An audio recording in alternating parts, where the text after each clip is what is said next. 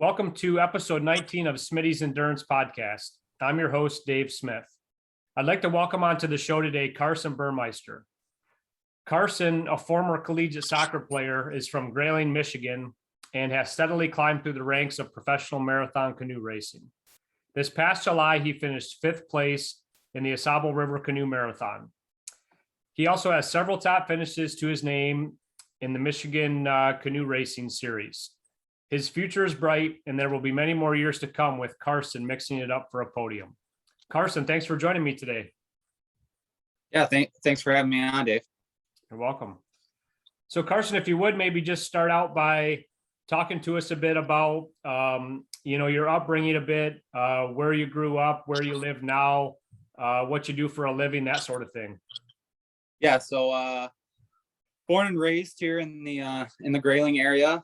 My parents, my dad's a judge in town here, and my mom's a social worker. So grew up in Grayling, born and raised, spent a lot of time around the river growing up, and a lot of time playing soccer and basketball as well. But grew up here, moved or went to school at Spring Arbor University, actually first for soccer, and then transferred after the first semester up to Northern Michigan University, where I spent the remainder of my college career, I guess you could say. And so 4 years up there, and moved after college down to Grand Rapids, spent a little time down there, then over to Saginaw Bay City area. And just recently I've moved back up into the Grayling area, and I'm working in Gaylord at a bank doing some commercial banking stuff. So that's kind of general synopsis of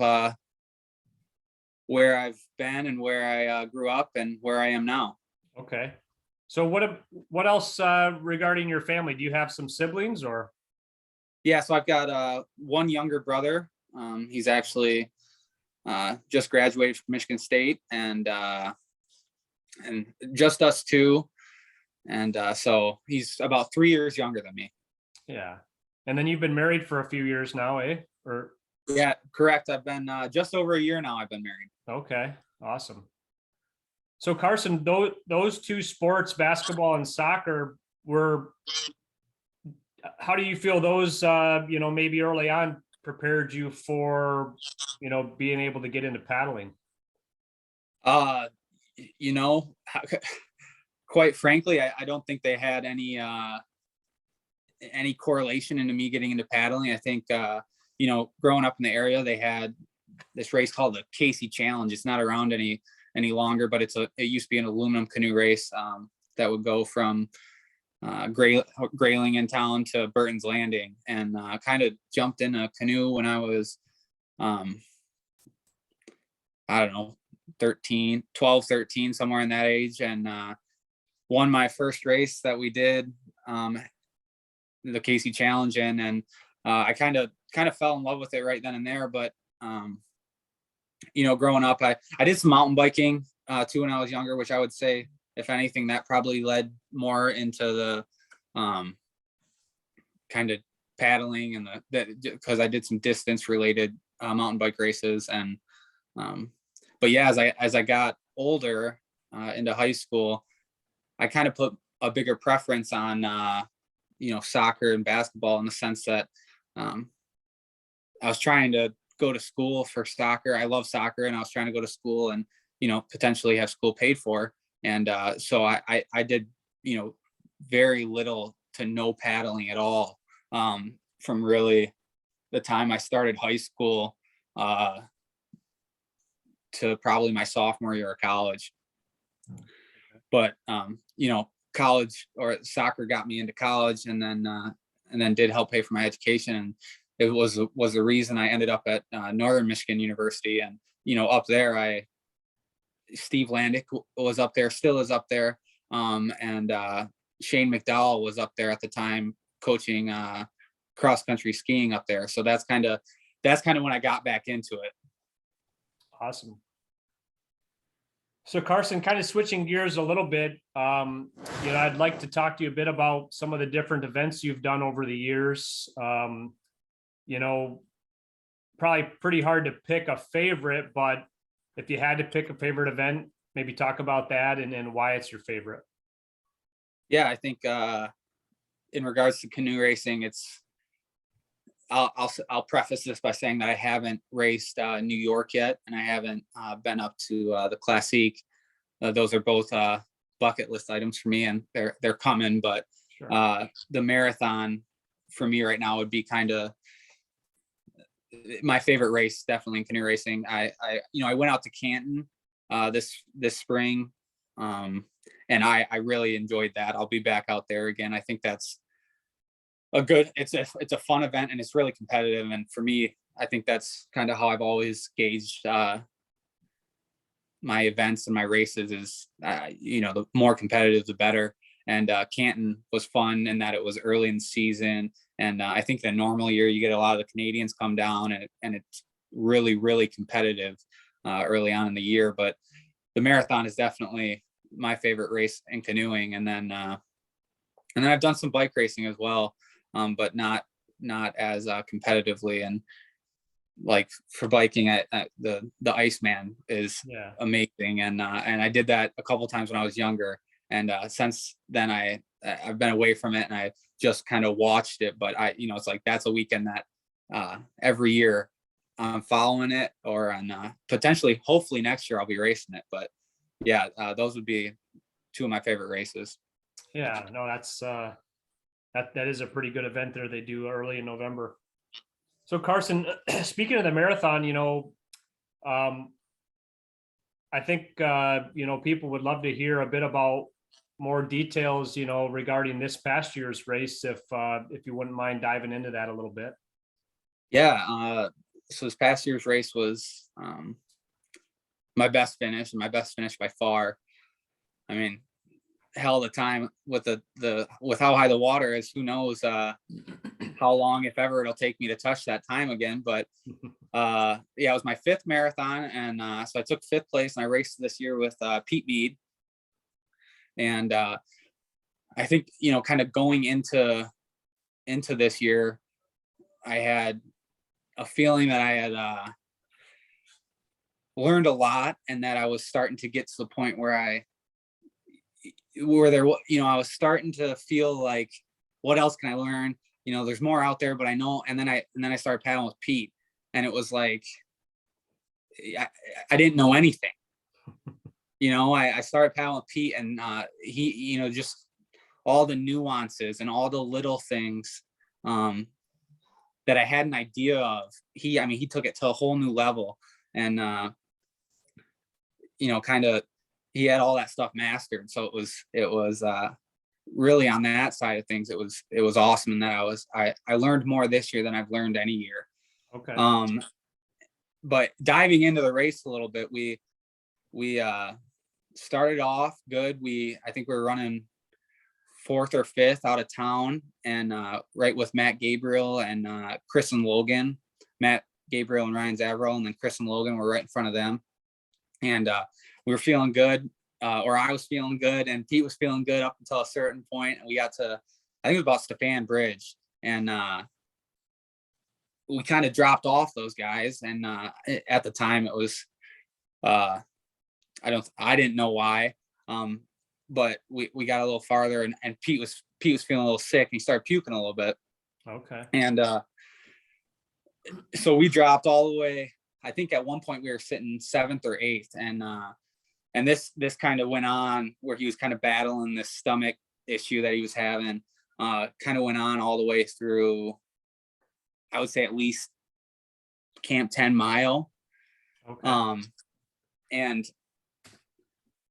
so we got caught. It was Mike and Shane caught us, and at that time Ryan and Brett were back there, and they caught us. And Kyle, I think, got really close to catching us as a group.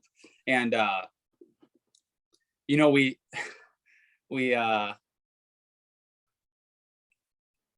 there's when you feed. So we're riding with these guys, and I think we come to Parmalee, and everybody's getting a feed. And I knew, with the feeds, and I knew, and Pete was, he was sick, and he was sick right next to these guys. So they knew he wasn't feeling, the best. And Okay. so they were looking for opportunities, I think, to drop us. And there were a couple times where they tried pretty hard, and we were able to just hang on 2-3 waves back and then climb back up. And one of them was a feed, I think, at Parmalee, and Mike and Shane put in a move, and I think put some serious distance on us. And but we clawed right back. And this one of the things that was so amazing this year about racing with Pete was, I mean, like the toughness and the grit that he showed from, those, I don't know, 3-4 hours. And I remember, I think we portaged Mayo Dam. And at that point, Ryan Halstead and Brett Stockton, as we're coming through the cuts, they hit a stump and they flipped. Oh, I didn't know that. Yeah, so they hit a stump and they flipped. And, we both, it's dark. I don't think we were running with lights on. And, it was dark and they flipped. It was kind of one of those things where they flipped and they went over. And I kind of turned and I couldn't even see them, because it's so dark. You could see maybe the bottom of the boat or something. But, we threw a quick, "Are you all good? Everything okay?" And they said, yeah. And so we kept going. We got to the dam. We portaged the dam. And I remember getting the feed over the dam. And again, Mike and Shane passed us on the portage, and they took off. And they were trying to drop us again. And so we got in and we caught back up to them. And I remember Pete taking his feed and looking over at him. And I won't swear, but he said something along the lines of, "All right, if I can hold this down, you guys are screwed." Okay. And I remember in my head thinking, all right, like he's back. Right. Because not that he was down at all ever during that period, but I was a little bit worried, that how he was feeling. And, Sure. there weren't jokes being tossed around by any means. So when I heard him say that, it was kind of, it was a good thing to hear. Yeah. And so we rode with Mike and Shane for a long time. I think, into Elkona Dam. And we caught Matt and Zav in Elkona. And we came up on them. And this was another one of those things where Pete's kind of, his knowledge of racing and just how long he's been doing it, he was so smart to do it the way we did it. But we caught him. And so we're riding 3 wide coming into Elkona. And I'm thinking, all right, we're all gonna get out, we're all gonna go, and it's not gonna be, nobody's gonna try to win or battle for position on the portage. And right as I'm thinking that, Pete puts just puts the hammer down. Oh. And we sprint into Elkona, and I think we get out of the water first. And I've never ran that fast down Elkona Dam. and we got in the water, and we had some time on both of them. Mike and Shane caught right back up to us, but we had dropped Matt and Zav, and we didn't see them again the rest of the race. And it was just, we came up on them, and just that portage, that run to the river put 30 or 40 seconds on them, and we never saw them again. Wow. And but yeah, so then we kept going, and I think only Mike and Shane rode with us again for a while, and we eventually dropped them. And we got close at one point. I think Mike had to pee, and I think that's why they had to stop to pee. And I think it was bothering his stomach. But we dropped them, and we got within about 1:30 of Chris and Logan, to where we could, kind of read everything on their boat. Okay. But I think they knew, they started turning and looking, and they knew, and they put in a serious effort, and kind of took off on us. And then Mike and Shane got us again in Foot Pond. We rode with them a little ways, and then through that wavy stuff, Mike is so good. Okay. in that deep, rough water. And they kind of got away from us, and then on the portage it put some more time on us, and that's how we finished. They were 4 and we were 5. But yeah, it was a fantastic year. And Pete and I had so much fun, and again, it's just like I was sitting there amazed, early on in the race, and looking back on it, that things went as good as they did, and just like the toughness and grit that Pete showed was really impressive. Wow. That sounds like a blast, but certainly some adversity there that you guys had to overcome. Yeah, absolutely. And which makes it that much more special, right? Yeah, for sure. So Carson, just talking about Pete, I know you've raced with several other people as well. I know it's probably hard to talk about all of them, but maybe more so, if you could certainly mention a few, but maybe focus on some of the qualities that you look for in a partner, and or what are some different characteristics that make someone fit for you as a partner in the boat. Yeah, I mean, the first thing I think of when I'm searching for a marathon partner or partner in any of these big races is I never want to drop out of a race. So the first thing I'm always thinking of is we got to finish, and so I'm looking for somebody that's kind of got that same mindset where it doesn't matter how things go. I mean, if we both get sick, if we're way behind where we think we should be, we're finishing this race. Sure. And so that's kind of like the first thing that in my mind is really important. And then beyond that, you want to be as competitive as you can be. And then you want it to be fun, and racing with somebody that's fun in the boat and, has good personality and is, you guys can enjoy it together, I think is really important as well. Yeah. So, I'll touch on one more thing on that, because I think a crucial year for me was kind of my third marathon. I raced with Eric Batway, and Eric Batway had coached me growing up in basketball, and Eric's a pretty intense guy and really, really competitive. And that was kind of the first year where I had kind of the taste and the feel of being really competitive in canoe racing. And I think that was like a big moment in my racing career is racing with him, because it was he's just so intense that it kind of like, there was stuff I learned that year too, just about the mindset and how intense to take your training that were really crucial for me. And that had a big thing to do with Batway and how he trained. Sure.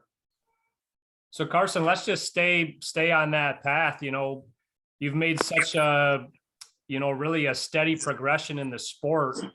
And, I know in any endurance sport, a lot of it boils down to, training hard and training properly. So if you wouldn't mind, kind of walk us through a bit about your progression from where you started to where you are now, from a training standpoint.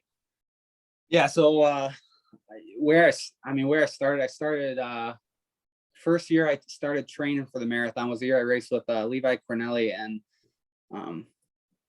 somebody had told me that I should paddle 2 days, take a day off, paddle 2 days, take a day off. And that's how I should train. And so I did. I trained that whole year like that.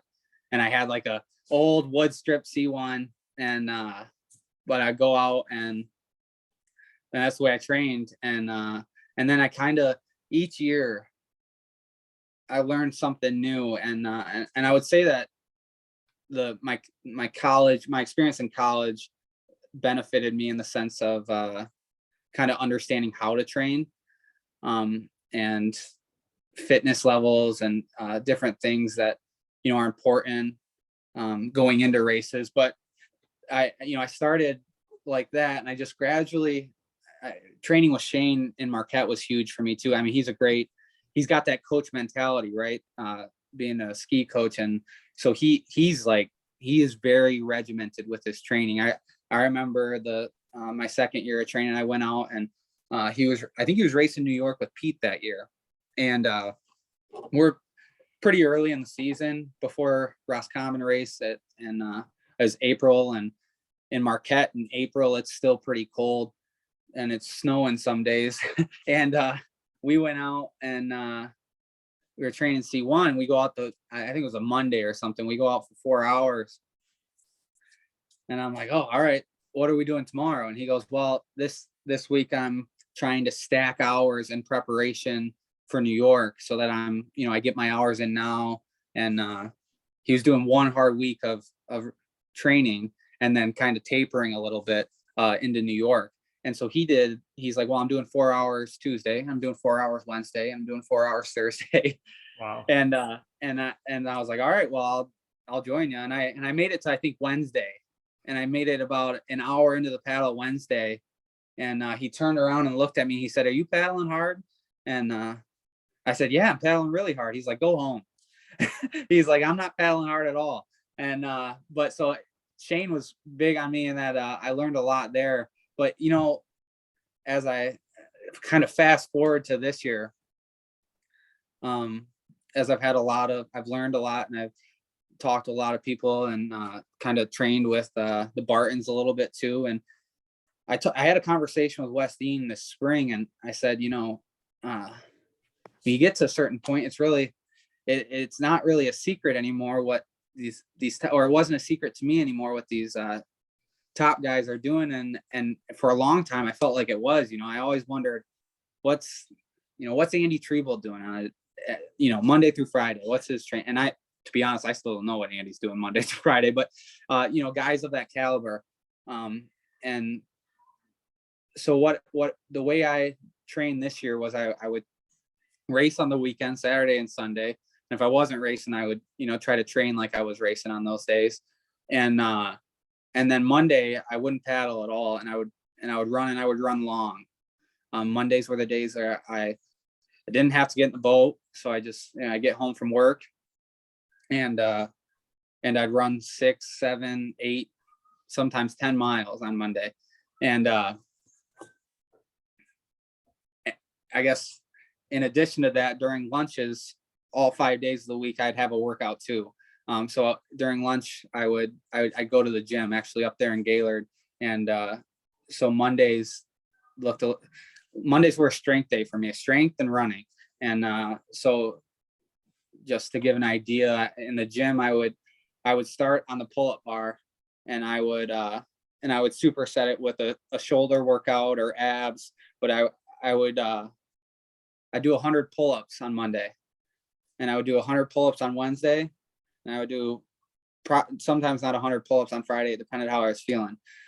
And then on Tuesday and Thursdays, I would do at least 100 push-ups, supersetted with sit-ups. But in between there, I would start the day start the lunch break with 2 miles running. And because I was paddling in the evening on Tuesdays and Thursdays. So if I was going to run, I had to run during lunch. So for the sake of spending time with my wife in the evenings. And so Tuesdays I would get to the gym, get on the treadmill or go outside and run 2 miles. And I would run them fast. They were tempo miles where I was trying to run 2 miles in 12 minutes or earlier on in the year, maybe 13 minutes, and then cut it down. And by marathon, I was trying to run 11:30, 2 miles or whatever. And both of them, I would run a 2 mile, and then I'd get down and I'd go right into push-ups and sit-ups, and I would, superset them. And then I would get back on the treadmill or go outside again and run another 2 miles. And then that'd be my lunch workout. So I did that on Tuesday and Thursdays. And then Monday and Wednesdays, it was strength work and pull-ups all through the year. I was like to a T following that every week in the gym. And then, during the week, I would paddle Tuesdays, and then Wednesdays were interval days. And then Thursdays I'd paddle some more. And then I would race again on Friday and Saturday. And then the only way that would fluctuate is if I go a lot off the way my body was feeling for training. A lot of people are like really into getting so many hours.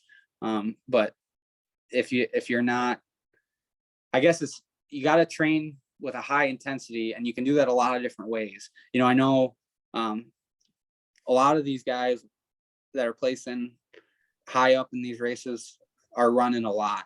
I would say the majority of them at least 20 miles a week, in addition to the paddling they're doing. And there's exceptions to that. I don't think Matt Gabriel, for an example, I don't think he does much running, but I know for a fact he goes into marathon with, a lot more hours in the boat than I do. Sure. So I think kind of that balance, but for me, that's what worked for me, was kind of doing that. And I did that.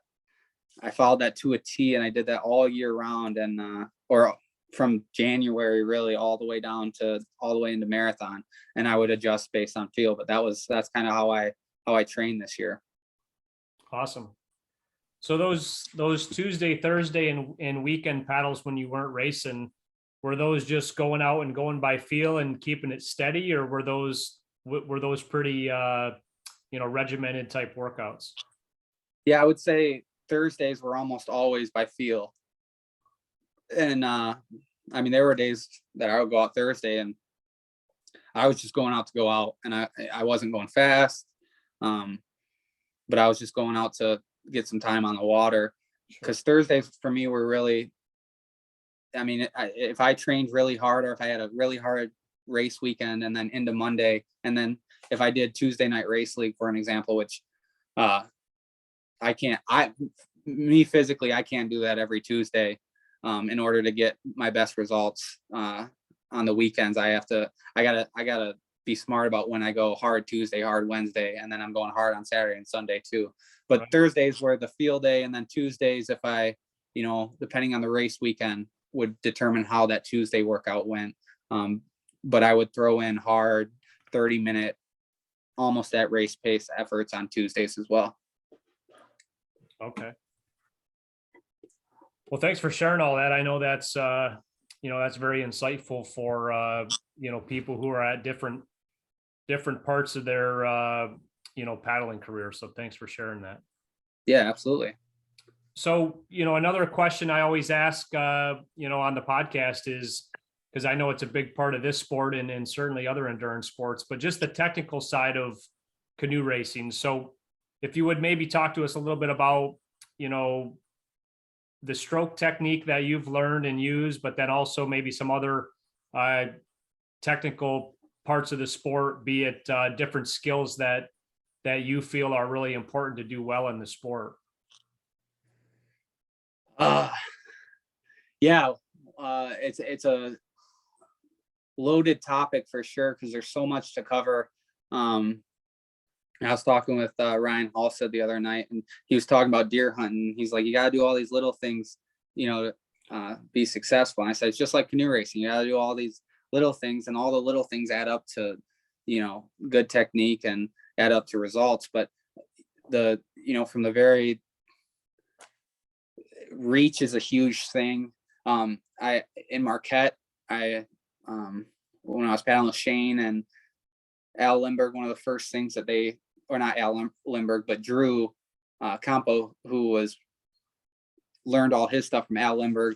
One of the things they told me, and it stuck with me, is when you're gripping the paddle to never, Al Lindbergh would say that, maybe he's listening to the show and maybe he'll correct me on this, but I believe what he would say is that his pinky would never touch the paddle.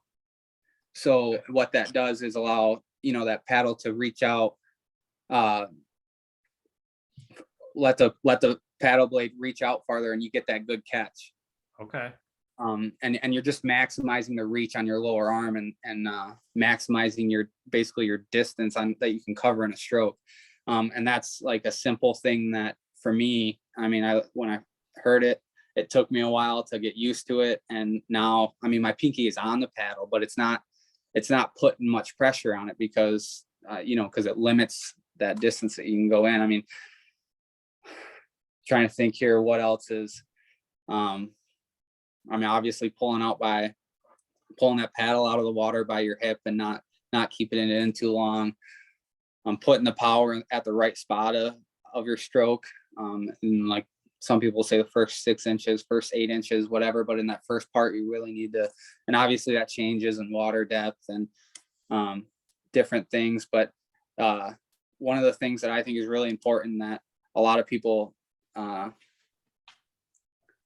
struggle to understand, struggle to get good at is the wave aspect of paddling and kind of reading the river. And for that, there's not a real good way to explain it in words other than you got to get out with guys that understand it, guys like Bruce, guys like Jeff Kolka, guys that really understand the wave and how it flows off the canoe. And Pete was good for me this year in that I thought I had a pretty good grasp on it, and then I paddled with Pete, and one of the things he would always say is when you're on that wave, the side wave especially, the boat needs to stay as flat as possible. And it's something that I, early on, you start falling off the wave, or you feel like you're going to fall off the wave and you lean it.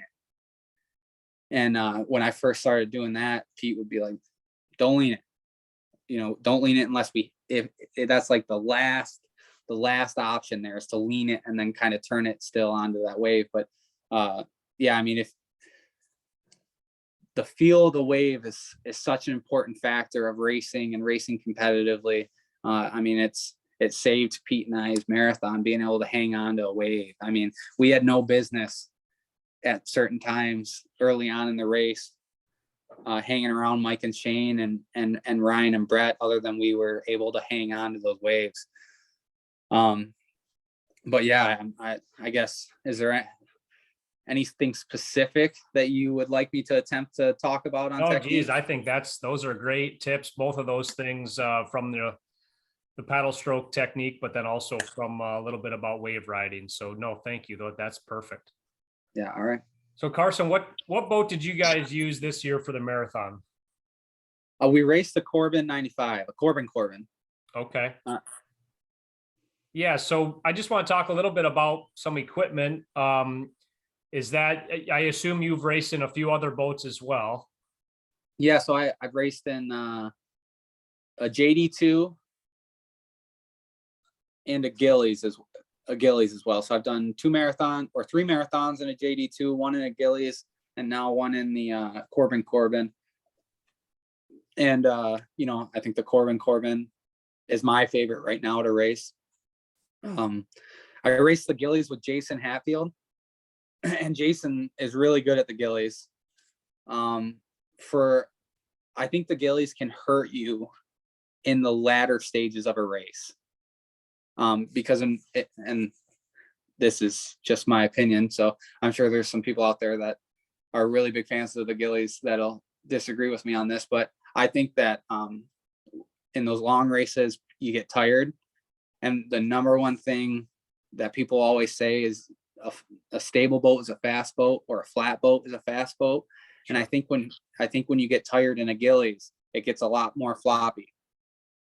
And for me and Jason, I thought that happened. And I think, not until hour 11 or 12, but when it happens, I mean, the next, however much longer you have in that race, it's not going to be fun when you're hurting your glide because you're dipping a wing in the water. Sure. And so I think that's the only thing I would say on the boats. The JD2 is obviously a great boat for a lot of teams because of how flat it is, how well it trims out, and then the Corbin. I mean, it's won every race out there. So right. So Carson, just want to switch gears a little bit and dive into I guess you could call these extracurricular type things. Maybe different things that you do from a nutrition standpoint, or how you've overcome an injury that you've had, but just some of the extra things that you do to take care of your body and keep yourself healthy for the sport. Yeah. I'm fortunate in that I haven't had any injuries relating to paddling. On the nutrition side of things, I've messed around with that a little bit, and we had a COVID, the first year that COVID was a factor, and New York was canceled and marathon canceled. I went into that year and I said, well, I'm going to experiment a little bit here because I don't have any of my big races lined up. So I decided to play a little bit with my nutrition, and I went plant-based from pretty early on in the spring all the way through the summer. And that, and I thought it did wonders for me, because that year I got lower in weight than I had ever gotten, which is a pretty big part of canoe racing.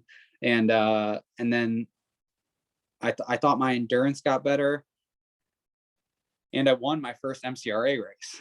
So I thought, hey, there might be something to this.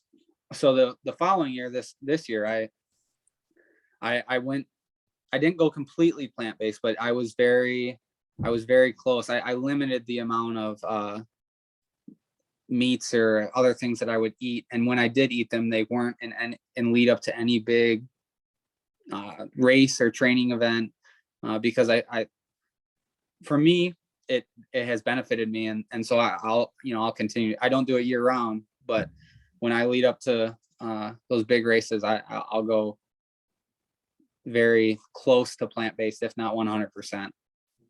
How many weeks out from those events do you start that? I would say, like this year I'm racing New York, and I'll start that in probably February. Okay. Now, Just what is, 'cause I like I mean, I'm familiar with that to an extent. What, maybe talk us through, like, what would be like a day's worth of eating for you? Like, what are some of the different things you eat? So I guess a lot of the things that I'm eating a lot of rice. I'm eating salad, a lot of salad. I'm eating, any sort of vegetable. I'm eating peppers. I'm eating those with hummus. I'm eating carrots. And I'm eating, like peanuts, almonds, those type of things. And yeah, you gotta get creative with your meals. Sure. I get into probably a little bit of a routine where, and they make plant-based bars and protein bars and that kind of stuff. And so I'll snack on those throughout the day. But yeah, you got to get creative with your dinners, which my wife does a good job of too. When she'll kind of, she doesn't do it 100%, but she'll at least entertain me with it, and eat some of the stuff I'm eating. But yeah, you have to be creative, because at the end of the day, it gets boring. There's only so much that you can eat. And one of the things for me that's big when doing it is that I love hot meals for dinner. Like, it's you eat so much stuff that's salad, or even when you're eating peanuts or almonds or something, you're not eating a warm meal. And so that's where, like, rice is a big thing for me, where I'll come home and I'll have like a stir fry. I love stir fries during that season, because I'll throw peppers and spinach and all sorts of things into a stir fry with rice, and I'll have that. Okay, cool. So Carson, just a couple more questions here. Just always trying to consider, ways to grow the sport of canoe racing. What are some ideas that you might have to get some more people into the sport? Yeah, I think, and I know this has been touched on even on your show, the biggest barrier to entry of our sport is the cost. And there's no real good way around that. But I think, what LJ is doing over in Oscoda is a real good start to that, and that, kind of forming a club and having people that are new to the sport get out in a racing canoe with racers, kind of gives them a chance to, experience it and determine whether or not they like it before kind of spending a bunch of money on it. I know it's been tossed around in our area too, is getting getting the schools into it, where maybe it's a summer related sport or a summer related activity, where even it's never going to be a school sanctioned sport, right? But if it's a club sport, and you can maybe start getting high school kids and even middle school kids competing against within their school and competing against other schools in this River Valley area would be, I think would be great for the sport. That, a boat club in Grayling, I've thought about that too, in the sense where you could do it on the lake, or you could even do it on the river, but the lake just seems like the ideal location just because it's easily accessible.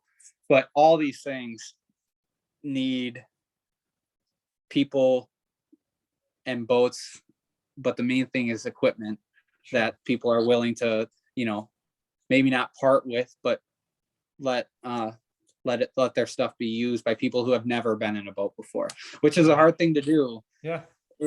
It admittedly so, especially if you're really competitive about it and you have one really nice C2 that you have, and that's the only C2 you have. I mean, hell, I don't even have a C2.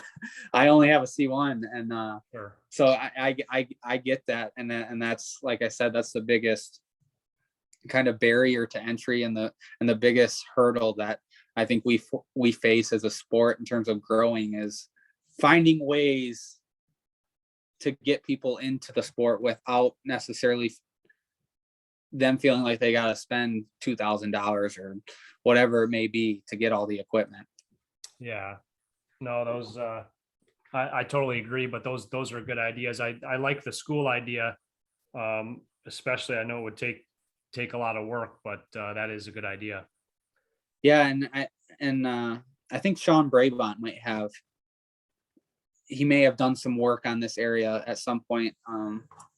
But it would be a great thing.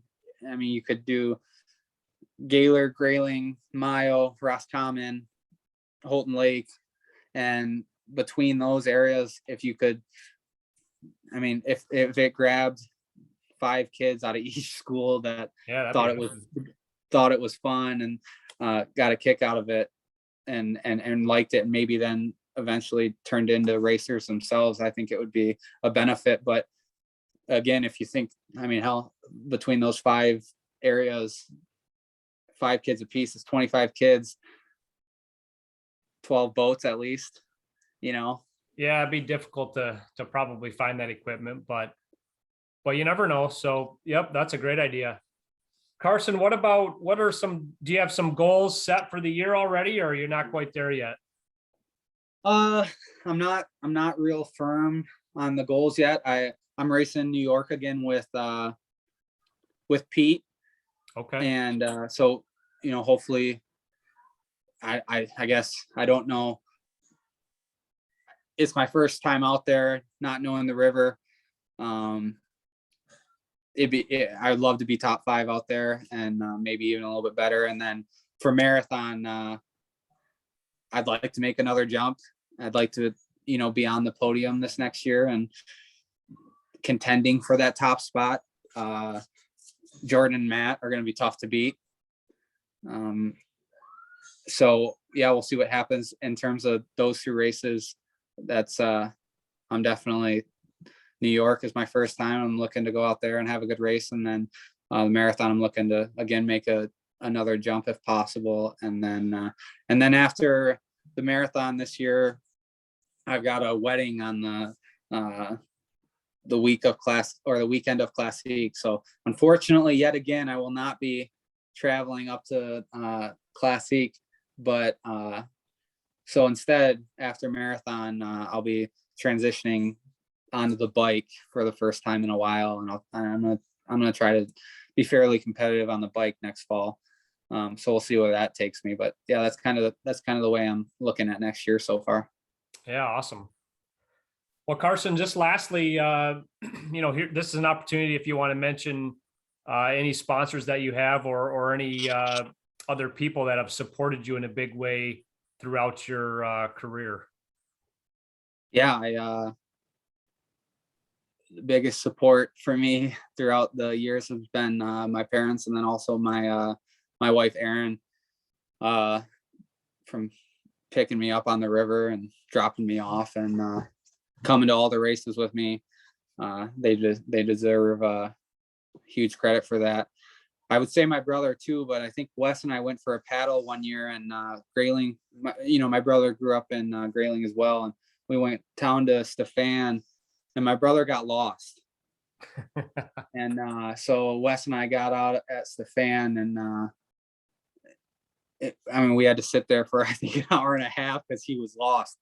So he doesn't deserve as much credit, but yeah, I think this year my sponsors for the marathon were really, really good. I have Paddle Hard and State Savings Bank up in Gaylor that I work for, and then Handrich Tree Service. So thank all of those guys. And yeah.